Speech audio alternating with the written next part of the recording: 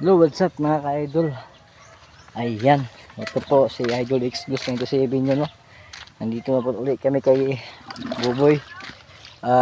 Nag-aabono siya kasi unang tikim ng pipino niya ng abono, no? So ito yung ginagawa nyo. Ayan, isang lata, 3 puno ng pipino yung may matitira, no? Yung matamaan. Ayan, isang lata, 3 puno ng pipino. So, ito yung abono na nakikita nyo dito ngayon. Hindi po yan nalagay sa sako, isang po abono po yan, pero ito yung nalagay yan, galon.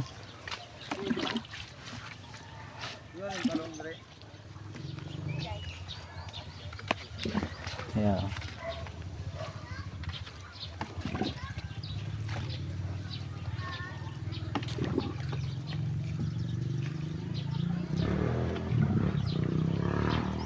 Ganito, sampul ganito. Yan. Okay. Ganyan. So, isa, dalawa, tatlo. Tatlo yung matatamaan. Basta unang tikim pa lang, 3 puno basta unang tikim. Pagka ikalawang abono, dito isang lata, 2 puno na ng pipino yung matatamaan kapag kalawang abono na. Tulad nito, 3 muna kasi unang tikim pa niya. Huwag niyong biglain ang lagyan ng abono ko kasi pangit ang resulta ng tanim niyo kapag didiretso kayo ng isang lata, isang puno kapag ganitong edad na, yung 10 days old. Hindi po yan pwede.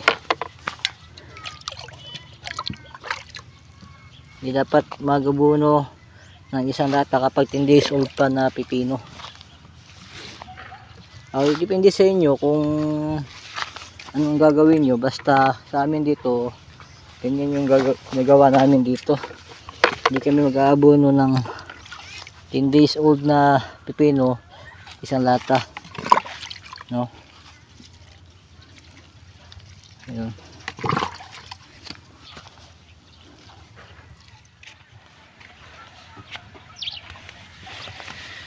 Basta paalala ko lang sa inyo, yung may gitong edad kayo na pipino, 10 araw pa yung edad niya ito, tapos mag-abono kayo ng isang lata niya, unang tikim pa.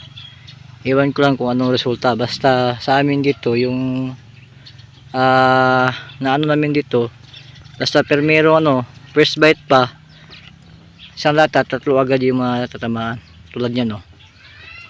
Depende sa inyo kung titira kayo ng isang lata ng abono. Basta sa amin yan yung ginagawa namin, yung isang lata, 3 puno yung matatamaan. Natatakot kasi kami baka mapatay, yung masasayang lang yung puhunan namin at saka masayang din yung pinaghirapan namin dito. Kaya careful talaga kami. Kaya mga ka-idol, tapos na si Buboy, no? Magtimpla na siya, ipapakita ko sa inyo. Ayan. Ito yung ginagamit niya, abono. May tawag na, boy. Mixing.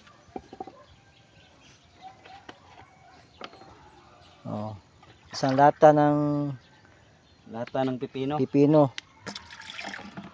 Tapos isang baldeng tubig.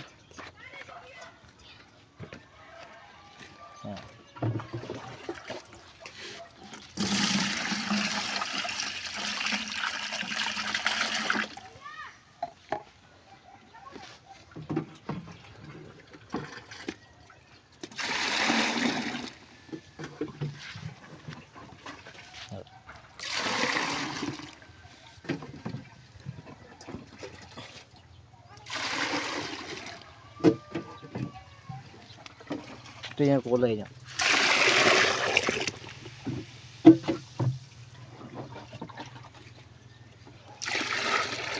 Mekos na ni Insan, no? Yes, ko talaga. Sa income pero minus yun.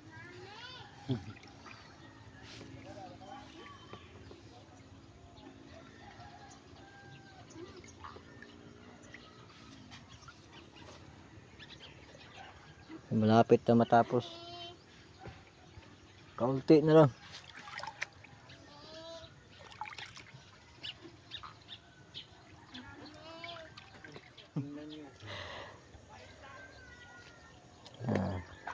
Isang lata, 3 puno ng pipino ang matatamaan. Kapag unang tikim pa, pangalawang tikim ng abono, isang lata, 2 puno ng pipino yung matatamaan. Malapit na kami maabutan ng dilim.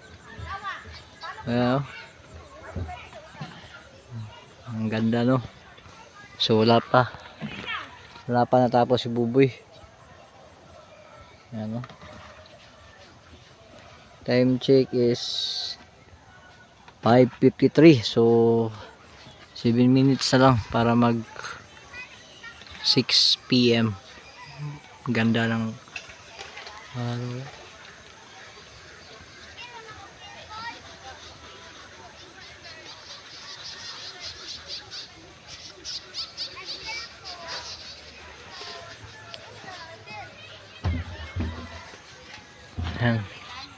So nagtitimpla na naman si Buboy. Ayan, oh.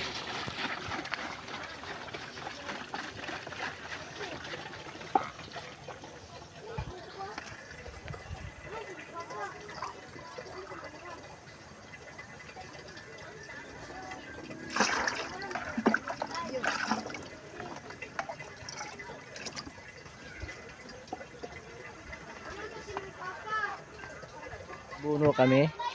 Mag-aabuno kami mamaya ng pipino dun. Pero ano to bunuhan? Ha? Pero ano to bunuhan? Karon daw? Ugma. Karon ugma. Ugma no? Ugma ba? Simple lang to. Ayan, papa karon daw. Karon? Oh.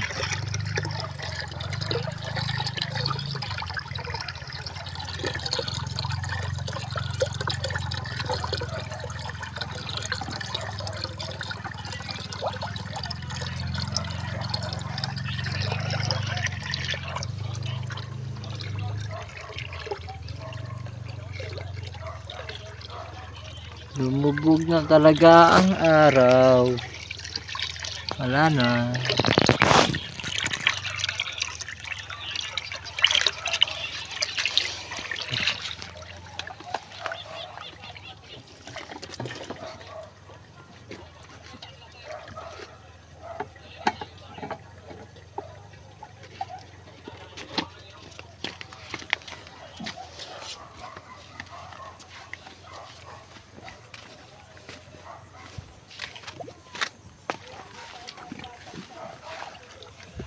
Malapit na lang.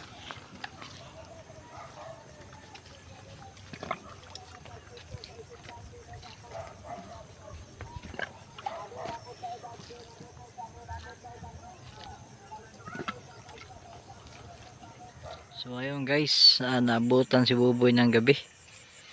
Ayan, hindi makaya kapag hindi kami mag-flashlight, no? Naabutan kami ng gabi dito. Lapit na sa matapos. Last na po itong tudling na sinapos nyo. Ayan, o, gabi na, o. Naabutan kami ng gabi. Ayan. So ayan, daan na po. Tapos na po. So ayan po mga ka-idol. I-update po kayo sa next namin gagawin dito ni Buboy, no? Marami pang gagawin namin dito sa farm dito.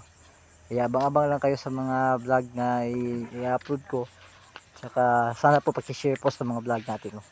At yun lang po talaga. Maraming salamat po sa mga suporta nyo na binigay sa akin. Lalo na mga FW at mga supporters natin dito sa Pinas, no? So yan lang po. God bless po sa lahat. Maraming salamat.